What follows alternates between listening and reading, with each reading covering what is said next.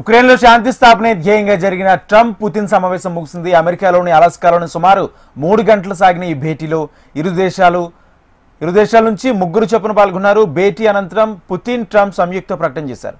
Ukraine ప్రధాన అంశంగా చర్చించినట్లు వెల్లడించారు. ట్రంప్ను చాలా కాలం తర్వాత కలిశారని, ట్రంప్తో తనకు మంచి సంబంధాలు ఉన్నాయని పుతిన్ తెలిపారు.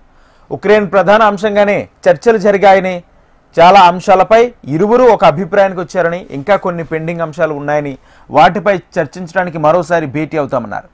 ఈసారి సమావేశం మాస్కోలో ఉంటుందన్నారు. మాస్కోలో చర్చలకు రావాలని ట్రంప్ను ఆహ్వానించినట్లు పుతిన్ వెల్లడించారు.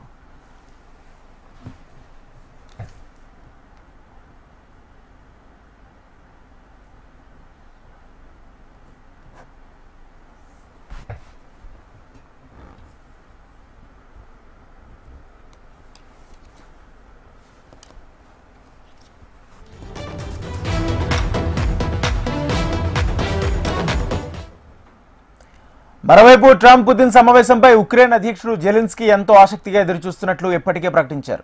ఈ సమావేశంలోనైనా తమకు అమెరికా గుడ్ న్యూస్ చెబుతుందని ఎదురు చూస్తున్నట్లు జెలెన్స్కీ సోషల్ మీడియాలో వెల్లడించారు.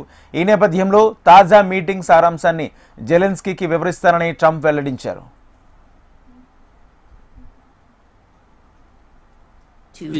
During the last contact with the previous administration, I tried to convince my previous American colleague that the situation should not be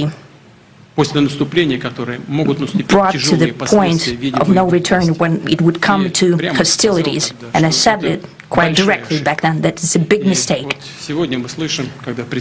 Today, when President Trump is saying that if he was the president back then, there will be no war, and I'm quite sure that it would indeed be so. I can confirm that. I think that overall, me and President Trump have built a very good, business-like and trustworthy contact. I'd like to remind you that in 2022, during the last contact,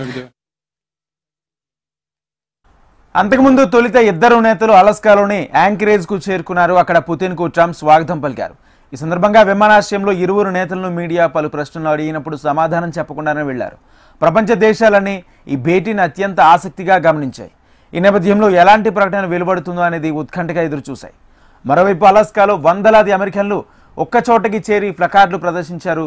అధ్యక్షుడు ట్రంప్కు మద్దతుగా నినాదాలు చేశారు. ఈ క్రమంలో అటు పుతిన్కు కానీ ఇటు రష్యాకు కానీ వ్యతిరేకంగా ఎలాంటి ప్లకార్డులు దర్శనమివ్వకపోవడం గమనార్హం. మరోవైపు వీరి భేటీ నేపథ్యంలో అమెరికా స్టాక్ మార్కెట్లు ఒక్కసారిగా కుదుపుకు లోనయ్యాయి.